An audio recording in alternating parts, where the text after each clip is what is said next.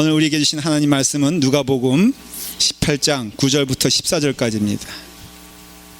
또 자기를 의롭다고 믿고 다른 사람을 멸시하는 자들에게 이 비유로 말씀하시되, 두 사람이 기도하러 성전에 올라가니 하나는 바리새인이요 하나는 세리라. 바리새인은 서서 따로 기도하여 이르되, 하나님이여, 나는 다른 사람들 곧 토색, 불의, 간음을 하는 자들과 같지 아니하고 이 세리와도 같지 아니함을 감사하나이다.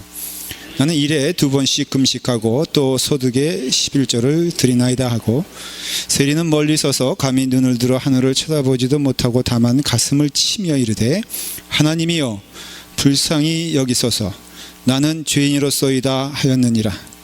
내가 너희에게 이르노니 이에 저 바리새인이 아니고 이 사람이 의롭다 하심을 받고 그의 집으로 내려가느니라.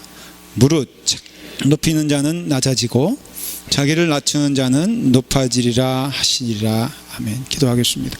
아버지 하나님, 오늘 하나님의 말씀을 들려주시고 그 말씀에 우리의 마음의 귀를 열고 우리의 눈을 뜨게 하시어 보게 하시고 듣게 하시며, 그 말씀 가운데 귀한 복음의 말씀이 있사오니 그 말씀 듣고 주님의 길 더욱더 부단히 따라가는 믿음의 종들 되게 하여 주시옵소서. 부족한 종을 세우셨으니 주님의 도구로 삼아 주시옵소서. 예수님의 이름으로 기도드리옵나이다. 아멘. 그래요. 교회가 참 밝아졌습니다. 우리 그 성가대도 참 좋아졌는데 그 불을 이렇게 켜는 게 어떨까? 왜냐하면은 저기가 굉장히 이거 사각지대고 그래서 더군다나 어둡게 만들면은 본인들이 하고 싶은 대로 다 할 것 같으니까는 죄송합니다. 예배 시간 처음이지만 그래도 제가 언젠가 한번 말씀을 드리려고 그랬어요. 거길 밝게 해서 절대로 졸지 아니하고 딴 생각하지 아니하고 하나님 말씀에 집중했으면 좋겠습니다. 밝으니까 좋죠?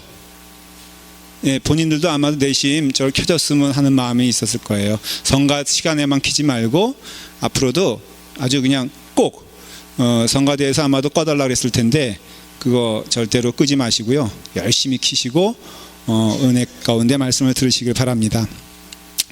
주님이 아주 직설적으로 얘기한 때가 많지 않잖아요.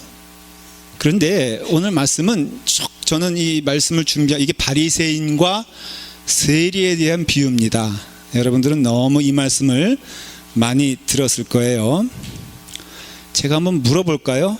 나는 이 두 사람이 이제 비유인데 나는 바리새인 같다. 설교 전에 여러분들이 이미 다 이 얘기를 아시니까 나는 보니까 바리새인 같다. 그런 분 있으면 손 들어보세요. 이럴 줄 알았어요. 두 번째, 나는 바리새인 아니고 나는 세리 같다. 이런 마음 손 들어보세요. 예, 저럴 줄 알았어요. 솔직히 손들기 좀 민망하죠. 그렇죠? 근데 여기 보니까 자기를 의롭다고 믿고 다른 사람을 멸시하는 자들에게 이 비유로 말씀하시되 그랬어요. 그러니 자기를 의롭다고 믿고, 첫째. 두 번째, 자기가 의로움 남은 의리예요? 의로워요? 아니, 발음도 이상하네.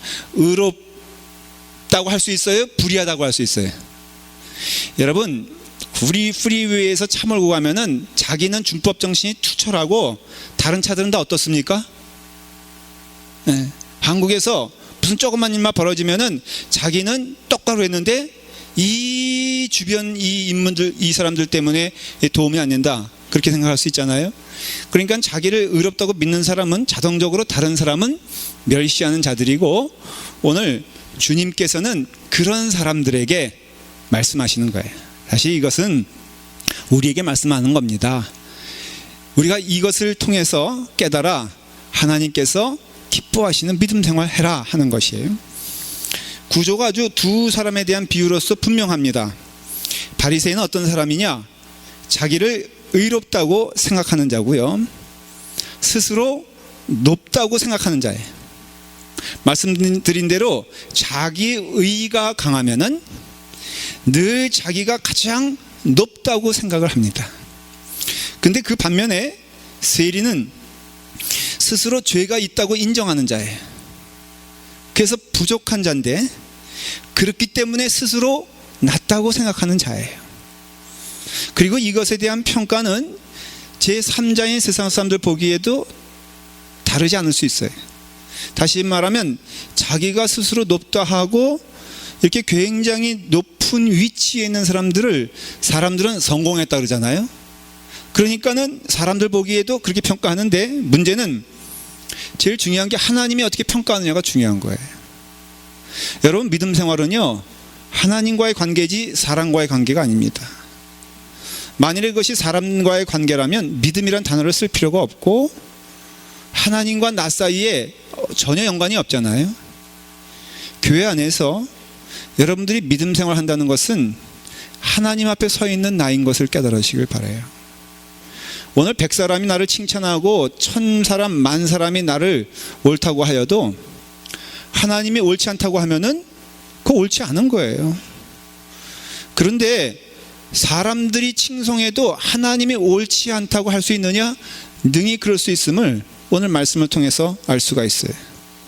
여러분, 칭찬받았던 바리새인은요, 하나님 보시기에는 실제로는 낮은 자예요.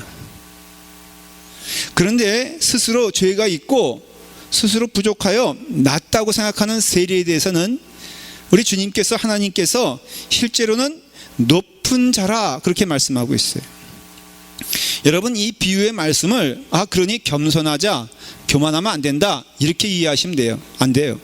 이것은 겸손이라든가 교만이라든가 하는 인간의 윤리적인 얘기를 하는 것이 아니라 이 말씀은 구원에 대한 말씀을 하고 있는 거예요. 그러니까 구원받는 자의 모습이 어떠하냐? 여러분, 윤리라면은 조금 덜 지켜도 조금 더 지켜도 얘기할 수 있지만은 이 구원에 대한 문제는 구원받냐 구원받지 못하냐 하는 거예요. 그러니까 여러분들이 이 말씀대로 그 안에 거하면은 살아있는 자고, 그렇지 않으면은 죽은 자에 대해서 성경은 말하고 있다는 것이에요. 예수님의 여러 비유들은 사실 착하게 살자는 내용들이 아닙니다. 우리 자꾸 오해하는 게 예수님의 말씀 들으면은 그래도 인간이 조금 착해지지 이렇게 얘기하는 거 많이 들었잖아요. 예수님 말씀 따라가면은 그게 뭐 나쁜 얘기 있겠어?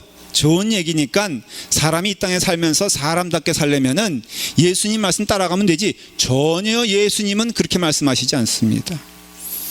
여러분, 넓은 문, 좁은 문, 그 말씀도 좁은 문은 뭐 내가 착하게 살아가는 게 아니라 좁은 문은 예수 그리스도를 말하는 것이에요.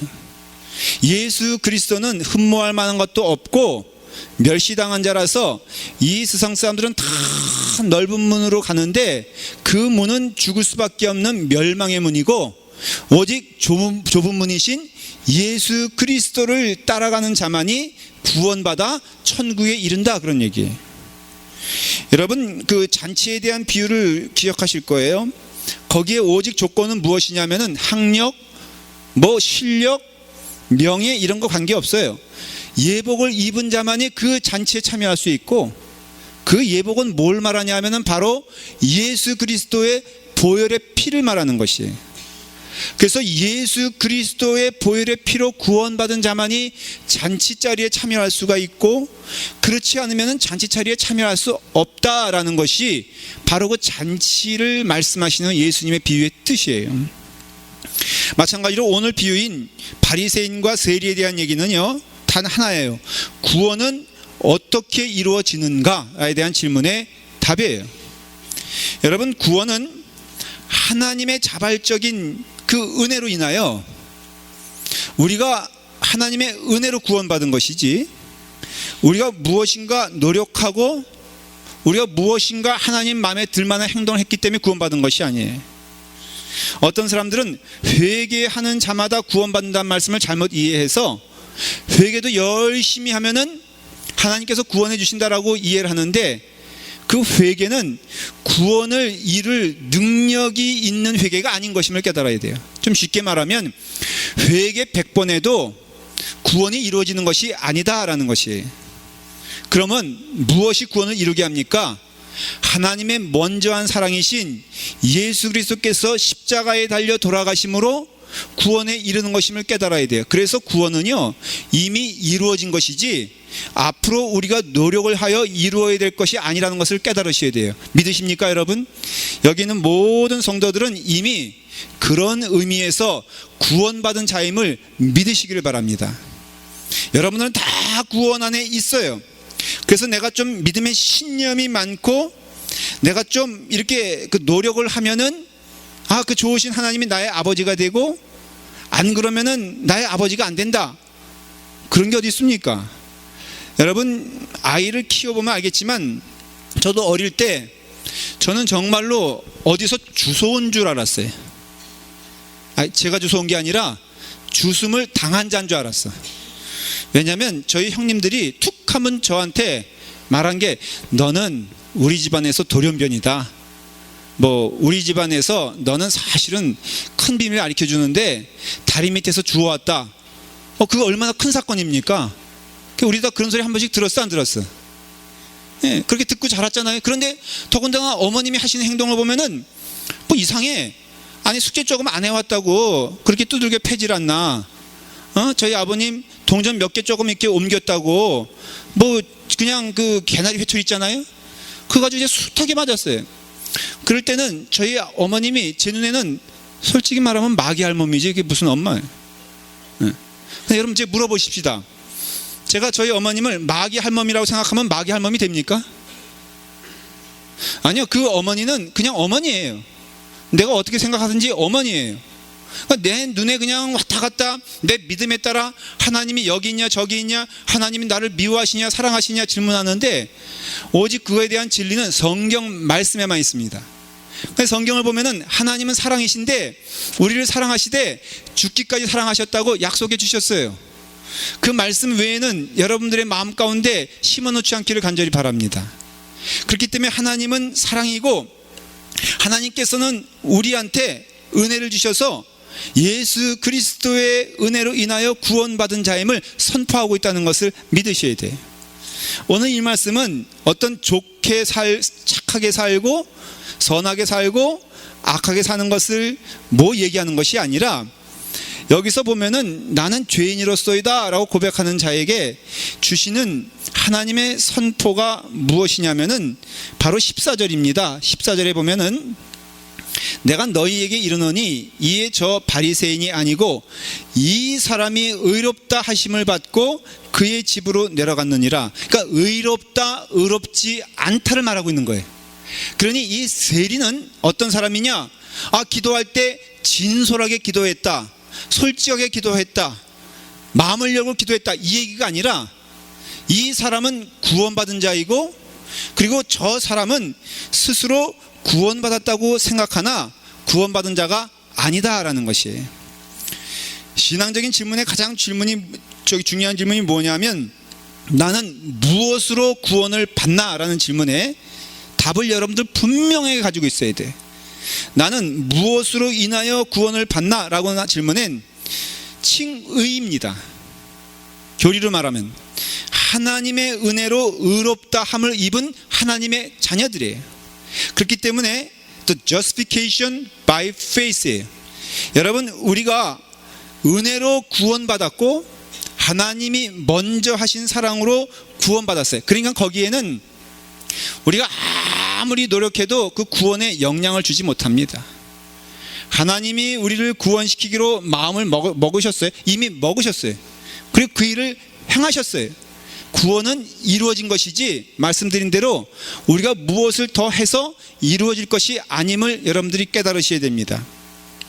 마틴 루터 목사님이 이것에 대하여 분명히 선포하고 프로테스탄트 개신교를 시작하지 않았습니까? 그게 뭡니까? 마틴 루터 목사님이 쓴 글을 제가 좀 인용해 볼게요. 칭의는 뭐라고 했습니까? 하나님의 은혜로 구원받은 우리들, 그런 뜻이에요. 칭의는 우리의 다른 모든 교리들의 원천이 되는 주된 항목입니다. 칭의의 교리만이 하나님의 교회를 낳고 양육하고 세우고 보존하고 수호할 수 있습니다. 이 교리가 없다면 하나님의 교회는 한 시간도 존속할 수 없게 됩니다. 만약 칭의의 항목이 무너지면 모든 교리의 항목이 무너지게 되어 있습니다. 무슨 소리입니까? 교회는 칭의가 없다면 교회가 아니라는 것이에요. 교회는 하나님의 은혜가 없다면은 교회가 아닌 것입니다. 여러분들의 헌신, 여러분들의 섬김 아름다운 것이지만 그걸로 여러분들의 구원에 한 발자국도 나갈 수가 없으며 여러분들 구원에 한 귀퉁이도 담당할 수 없음을 깨달아야 됩니다. 오직 구원은 하나님이 먼저 하신 사랑으로서 이루어지신 것이기 때문에 우리가 칭의의 그 반대되는 교리가 뭐냐면 공로주의거든요. 이게 캐토릭이 그 마틴 루터 목사님이 그 개신교로 나올 때 한창 만연했던 생각이 캐토릭의 공로주의예요. 예를 들어 말하면 구원은 완전하지 않아. 그렇기 때문에 면죄부를 사야 지옥에서 천국으로 옮겨갈 수 있어. 이게 뭐예요? 공로주의예요. 예수님께서 하나님께서 지옥 만들어 놓고 천국 만들어 놓은 건 사실이지만 지옥에서 천국으로 가는 길에는 십자가만으로는 부족해. 그렇기 때문에 당신들이 면죄부라는 타월을 사야지만이 이 헌금통에 돈이 떨어질 때 완전한 구원이 이루어지는 거야. 이게 공로주의예요. 예수님을 부인하는 것도 아니에요. 하나님을 부인하는 것도 아니에요. 근데 문제는 뭐냐? 하나님의 완전성과 온전하신 구원에 대하여 의심하기 시작하면 그게 바로 공로주의가 된다는 것이에요. 어떤 사람들은 그 계단을 그 바티칸 성당에 있는 그 계단이 몇 개죠? 아무도 모르시죠? 그냥 그럼 900개라고 하겠습니다. 그 정도 이거 올라가면은 야, 구원의 확신을 누릴 수 있겠다. 마틴 루터도 올라갔잖아요. 올라가다가 무릎만 아프고 고생만 하니까는 깨달은 게 뭐예요? 오직 의인은 계단을 올라감으로써 깨닫는 게 아니라 의인은 오직 믿음으로 말미암아 살리라, 그 얘기한 거예요. 그 믿음이란 무엇이냐? 하나님께서 십자가를 통하여 예수 그리스도를 통하여 전적으로 구원해 주시고 우리는 그것을 믿는 믿음으로만 구원받는 거지, 내가 지금 여기서 계단 1000계단 정성을 다하여 성심을 다하여 올라감으로써 구원받는 것이 아니다라는 것을 고백하는 내용이에요. 이게 바로 교회의 근본이에요. 마틴 루터가 새로 개발한 것이 아니라 성경의 내용이 뭐냐? 치열하게 영적으로 싸우는 것이 뭐냐? 바로 은혜와 율법. 갈라디아서 주제가 그거거든요. 너희의 행위로 구원받느냐 아니면 하나님의 은혜로 구원받느냐 라고 할 때 하나님의 은혜로 구원받음을 믿어요. 어느 때? 우리가 주님 찾지 않을 때. 그래서 로마서 5장 8절에 그리스도께서 우리를 위하여 죽으심으로 하나님께서 우리에 대한 자기의 사랑을 확증하셨다 그랬어요. 다시 말하면 하나님의 구원이 온전히 이루어진 시점은 어느 때냐면은 그리스도께서 우리를 위하여 죽으신 그때라 이거예요. 그래서 우리에 대한 자기의 사랑을 확증하셨다는 뜻은 완성됐다는 뜻이거든요. 그 완성은 언제냐면은 바로 예수님께서 십자가에 달려 돌아가실 때, 그때 완성된 것이지 내가 뭐 조금 노력한다거나 내가 헌신했을 때 되는 게 아니라는 것이에요. 우리가 아직 죄인 되었을 때 그리스도께서 우리를 위해서 죽으심으로, 그러니까 우리가 이 죄인 되었을 때 이미 하나님께서 은혜를 주셔서 예수 그리스도를 통하여 구원해 주심을 믿으시길 바랍니다. 자, 그럼 제가 물어보겠습니다. 여러분, 우리가 헌금을 많이 낸다고 구원 더 이루어집니까? 우리가 봉사를 더 한다고 구원에 가까워지나요? 여러분, 내가 더 헌금을 하면은 하나님의 구원에 더 밀착된 것 같고 하나님과 더불어 붙어있는 것처럼 생각되는데 그거는 착각입니다. 분명히 말씀을 드릴게요. 헌금을 더 많이 nen다고 여러분 구원에 더 아주 럭셔리한 더 좋은 자리로 가는 것 아닙니다. 그렇다고 해서 헌금 조금 내라, 그 뜻은 아닙니다. 헌금 많이 내면 좋습니다. 다만 이 헌금의 문제, 헌신의 문제, 봉사의 문제, 착하게 사는 것, 예수 이름 믿고 착하게 사는 것, 이런 것들은 다 뭐와 연관되냐면은 하나님께 드리는 선물이지 뇌물이 아니다라는 것이에요. 자, 보십시오. 갑자기 어떤 분이 막 그냥 식당에서 걸레 들고 막 열심히 청소하는 거예요. 그리고 너무너무 친절한 천사로 변했어. 그래서 열심히 인사를 하고 다녀. 보니까 너무너무 변했는데 마침 그달에 장로님, 권사님 투표가 있단 말이에요. 자, 여러분, 뇌물입니까? 선물입니까? 뇌물이죠. 누구에 대한 뇌물입니까? 먼저는 하나님께 대한 뇌물이고 두 번째는 성도들에 대한 뇌물입니다. 여러분, 그것을 보는 여러분들은 마음이 좋습니까? 언짢습니까? 이상하지 않습니까? 아니, 식당에서 헌신하는데 왜 우리에게 언짢음을 주는 거예요? 왜 화장실 청소 열심히 하는데 그것이 추해 보이는 겁니까? 뇌물은요, 누가 뭐래도 추해 보이는 것입니다. 근데 이 사람이 아니고 또 어떤 사람이 갑자기 식당에서 청소를 하기 시작해요. 걸레질을 해. 또 화장실 청소를 열심히 해. 보는 사람마다 인사하고 밝아졌고 은혜로워. 이 사람 알고 보니까는 트로이티아스를 갔다 온 거예요. 5월 20 며칠에 있어요. 갔다 온 신분들은 다 그냥 갑자기 느닷없이 청소하고 막 기어다니고 그렇지 않습니까? 자, 물어볼게요. 이 사람은 뇌물입니까? 선물입니까? 선물입니다. 여러분, 뇌물과 선물은 단 하나 단어만 틀립니다. 마찬가지예요. 똑같은 일이지만은 어떻게 보면 그것이 그리스도의 향기가 되고 어떻게 보면 그것이 취해지는 건 뭡니까? 너무나 이런 예는 많이 있어요.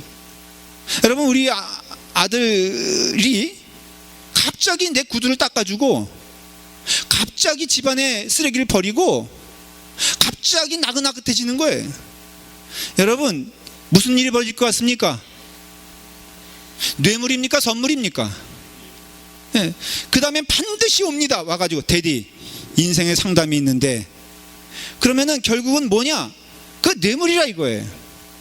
그런데 자신이 이제 그동안 죄를 깨닫고 회개하는 마음으로 내 구두를 닦아주고 그 느껴지잖아요. 마찬가지예요. 여러분들, 하나님 앞에서 우리가 예물을 드리는 것, 헌신하는 것, 헌금하는 것은 받은 은혜 감사하여 하는 것이지 그 외에는 아무것도 없다는 것을 깨달으시기 바랍니다. 자, 여러분, 뇌물로 드리는 게 양이 많을까요? 선물로 드리는 게 양이 많을까요? 굳이 양을 따지자면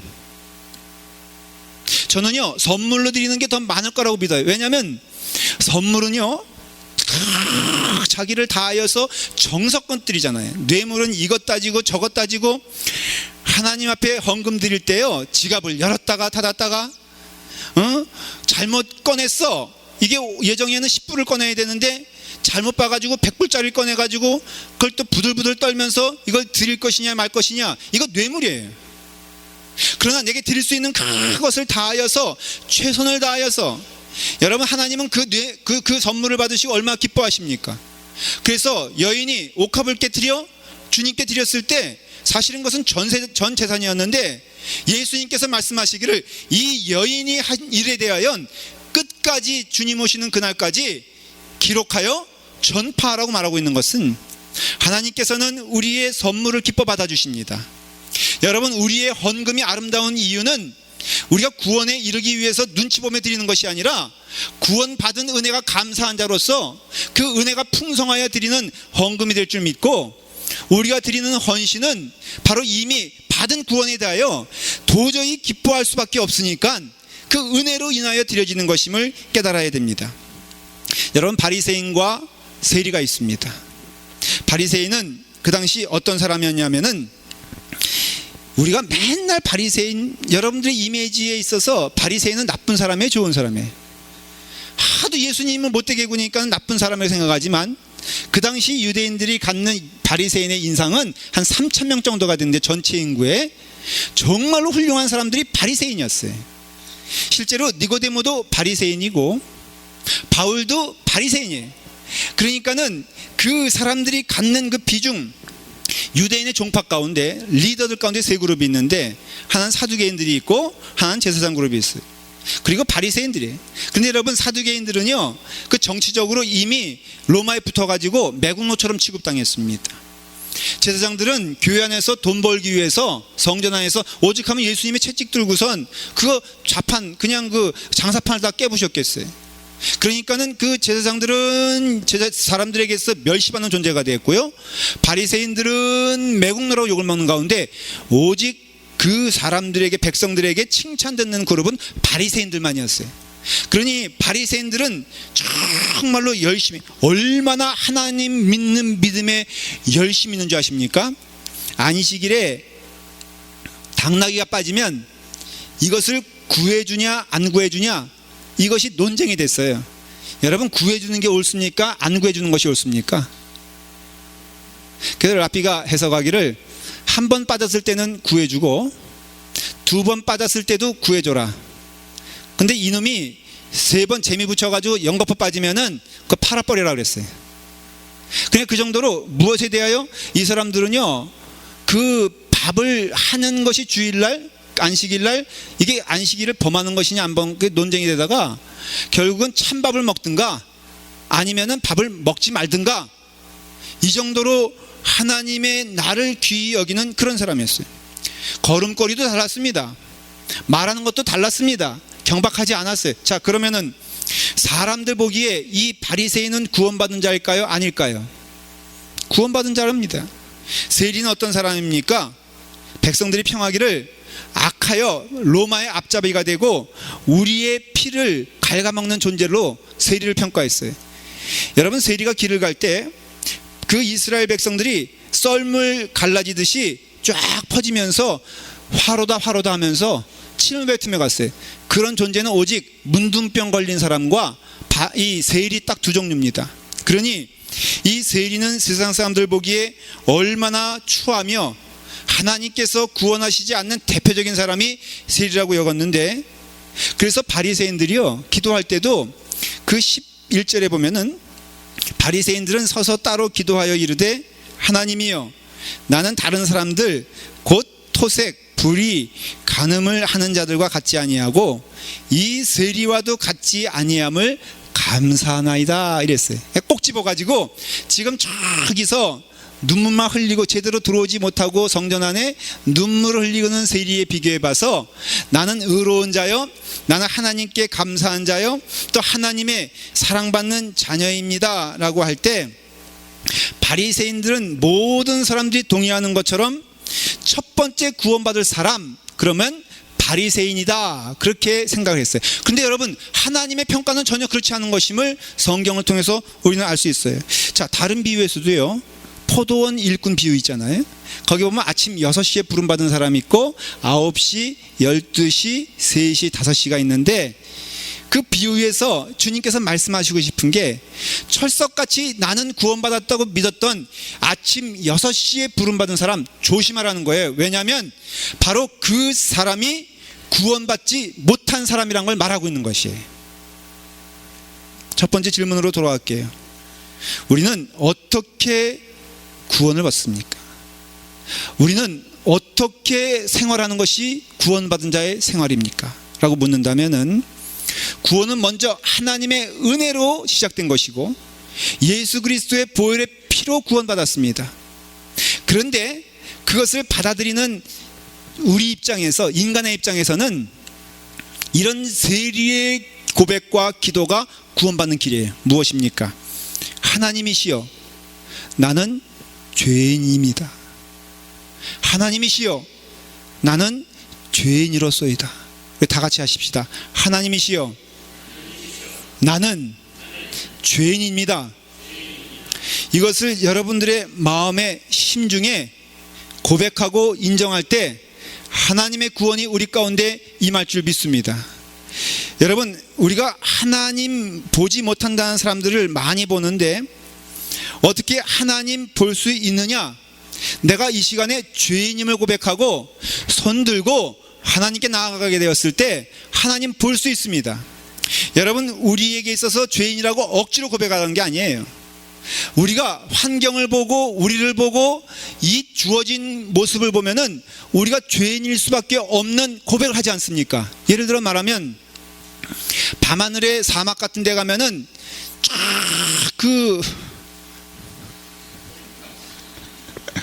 우리 교회에서 유일하게 아주 용감하고 저를 완전히 무시하는 제가 어릴 때 저랬기 때문에요, 저는 기대가 큽니다. 이 다음에 목사 될 것 같습니다. 예. 근데 조금 더 생겨야 되는데, 목사가 되려면은. 사막에 가면요, 밤하늘에 별들이 쫙 있을 때 별똥이 떨어질 때 여러분 나오는 고백이 뭡니까? 이 위대한 자연 앞에서 나는 참 보잘것없는 존재다. 이건 세상 사람들도 고백합니다. 그렇지 않습니까?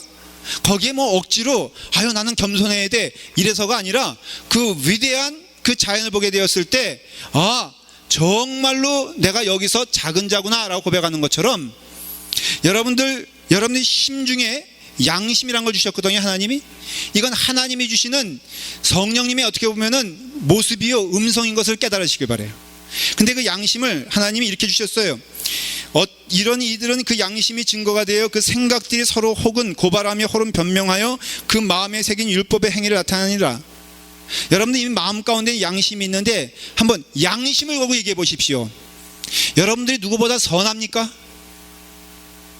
여러분들이 누구보다 착합니까? 여러분들이 누구보다 아름답습니까?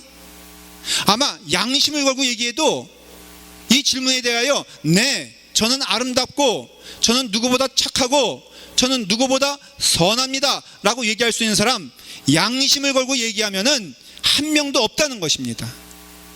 아니, 목사님 아무리 그래도 내가 우리 남편보다는, 그래서 그 모습을 성경에서는 분명히 말해주고 있어요. 양심에 화인받은 여인이요. 여인이란 말은 없어요. 그냥 제가 남자니까는 붙인 거예요. 그러니까 우리가 양심으로 따져봐도, 그래서 이렇게 재판, 스트레스 제일 많는 직업 가운데가 재판하는 사람, 재판장 있잖아요. 굉장히 스트레스풀하답니다. 왜냐하면 이제 사형을 내려야 될 때가 있잖아요. 법으로. 그래서 조목조목 그 법을 적용하면서 사연을 쭉 이렇게 사형을 준비할 때 정말 양심 있는 재판장은요, 함부로 나는 선하고 그 사람은 악하다고 말할 수가 없다는 거예요. 내가 만일에 그 위치와 그 환경에 있었다면은 우리 그렇게 말할 수 있잖아요. 저는요 너무너무 제가 하나 감사한 게, 제가 목회자의 아들로 자랐잖아요. 그래서 물론 제가 악한 일도 많이 했지만은 뭐 악한 일 해봤자 그냥 조금, 그냥 옛날에 아버님 호주머니에서 돈 얼마 훔치고 뭐 집 나가고 중고등학교 때 술 먹고 뭐 이런 것만 좀 했지 제가 누구를 뭐 하지 않았다고요. 그런데 저보다 더 험한 세상을 살았던 사람들 가만히 제가 살펴보면요, 내가 선하기 때문에 그 사람들도 선한 것일까? 아니, 그래도 좋은 부모님 만나서 그 환경이 나를 도와줬기 때문에 그런 것이지, 어떻게 감히 내가 저들보다 나아서 내가 이런 위치에 있고 저는 저런 위치에 있을까라고 말할 수가 없다는 거예요. 신앙 빼놓고 뭘로만 봐도, 양심으로만 봐도. 그렇기 때문에 여러분들이 죄인이란 그 뜻은 무엇이냐면은, 내가 죄인 아니고 의인이라고 말하는 것은 아주 분명한 죄인이에요. 여러분들의 마음 가운데 나는 이 정도면은 하나님께서 나를 구원시켜 줄 만해. 마치 배가 침몰하는데 꼭 10사람만 구해줘야 되겠다, 쓸모있는 사람 10사람 오셔 라고 하면 손 들고 나가는 자들이 꼭 그런 자들이라 이거예요. 그러니까 교회 안에서 우리 주님께서 말씀하시기를, 건강한 자에게는 의사가 쓸데없고 병든 자에게야 쓸데있느니라. 결국은요, 우리의 믿음 생활은 어떻게 보면 훈련인데, 성화인데, 남으로 인하여 불편하고 원망스러워서 나는 한번 하나님께 열심히 나가서 본때를 보여줘야 되겠다, 이거 맨 처음에 시작할 수 있는 잘못된 모습이지만 우리 신앙생활이에요. 그러나 그 길 가다가 하나님이 은혜 주시고 하나님께서 우리에게 볼 수 있는 눈을 주시고 들을 수 있는 귀를 주시면 뭘로 변해야 되느냐? 나야말로 죄수 중에 괴수구나, 사도 바울이 고백하지 않습니까? 나야말로 하나님의 걸림돌이구나, 나야말로 부족한 자구나 라고 고백하게 되었을 때, 그때 주님께서 말씀하신 바로 이 사람이 의롭다 하심을 입는다라는 것이에요. 하박국서에 보면요 아주 재밌는 일이 벌어집니다. 하박국이 마음에 불편했던 게 뭐냐면요, 자기에게만 하나님께 대한 특별한 마음이 있는 것 같고 이 주변 사람들이 도와주질 않는 거예요. 주변 사람들은 아주 엉망인 것 같아. 자기만 경건한 것 같고 이 주변 사람들은 불경건한 것 같아. 그래서 자기가 하나님의 눈으로 보더라도 너무 언짢은 거야. 그래서 막 주변 사람들로 인하여 원망하고 속상해하고 그 다음에 하나님께 불평하는 모습이 나옵니다. 읽어보시면 그래요. 그런데 하박국 3장 정도에 가면요 놀랍게 변하는데, 제가 한 절만 읽어볼게요. 하박국 3장 18절에 나는 여호와로 말미암아 즐거워하며 나의 구원의 하나님으로 말미암아 기뻐하리로다. 여러분, 이 하박국이 변한 것은 주변의 사람들 때문에 불편한 마음이 결국은 나는 죄인이다 이거예요. 그래서 하나님이 오늘 누구를 구원시켜 주신 것, 나를 구원시켜 주신 것이 그렇게 기쁘고 감사하다는 것을 고백하는 것을 볼 수가 있습니다. 사랑하는 여러분, 제가 결론으로 여러분들에게 두 가지를 말씀을 드립니다. 여러분들은 죄인입니다. 믿으십니까? 여러분, 그렇기 때문에 이 죄를 지은 자로서 하나님께 나아갈 때 두 가지를 잊지 마십시오. 첫째는 죄를 지었다는 사실에 절망하지 않기를 축원합니다.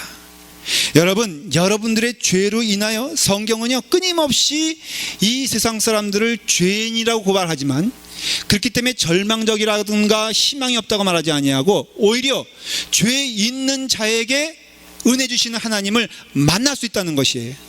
여러분, 새벽이 있기 때문에 아침이 오는 것처럼 여러분들에게서 죄는 부끄러운 것이 아니라 하나님께 나아가는 통로가 된다는 것을 깨달아야 돼요. 우리 주님을 만날 수 있는 길은 오직 하나, 기도 유창하게 잘한다고, 봉사 잘한다고, 헌금 많이 낸다고가 아니라 오직 주님께서 만나길 원하는 자들은 죄인이기 때문에 우리의 죄를 고백하고, 양심이 말하잖아요. 우리의 모든 것이 죄임을 고백하잖아요. 그런 것에 대하여 여러분 눈을 감지 말고 죄인입니다 라고 고백하게 되었을 때 하나님께서 더 큰 은혜로 우리 가운데 오심을 믿으시길 바랍니다. 찬송가에도 내 지은 죄 주홍빛 같더라도 얼마나 붉으면 주홍빛 같겠어요. 얼마나 악하면 주홍빛 같겠어요. 주 예수께 다 아뢰면 그 십자가 피로써 다 씻으사 흰 눈보다 더 정하게 하겠네. 빨간 그 죄의 덩어리가 예수 그리스도 은혜 가운데 흰옷을 입어 이제는 흰옷 입은 자로서 살아가는 기쁨과 은혜를 우리에게 주셨으니 주님 앞에 나올 때마다 하나님의 그 자비의 손길에 손들고 나아가신 여러분 되길 바랍니다. 하나님의 자비는 부족하지 않아요. 하나님의 자비에는 제한이 없습니다. 하나님의 은혜의 손길에는 무한하기 때문에 누구든지 예수 그리스도를 부르는 자마다 멸망치 아니하고 구원에 이른다고 했어요. 여러분, 간음을 한 다윗도 용서받았고요, 방탕한 삶을 살았던 고멜도 용서를 받았고 하나님을 저주한 요나도 용서를 받았다면 오늘 이 시간에 우리 모두는 주 예수의 은혜 가운데 죄를 고백하는 자마다, 나의 죄를 고백하는 자마다 하나님의 은혜가 넘치게 됨을 믿습니다.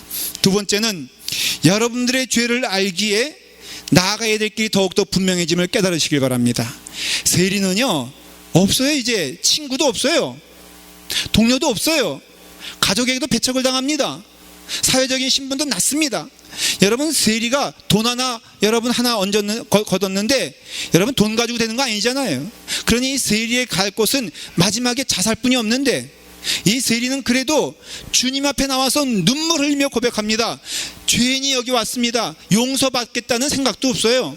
죄를 용서해달라는 말도 못해요. 죄인 여기 있습니다 라고 고백하게 되었을 때 거기에 놀라우신 하나님의 은혜로 바로 이 사람이 오늘 구원받았다라는 예수 그리스도의 선포가 있다는 것을 깨닫게 되었을 때 여러분들의 죄가 주홍빛 같다 할지라도, 여러분들의 사방이 막혔다 할지라도 하나님의 은혜 가운데 새 생명을 누리시는 여러분 되기를 바랍니다.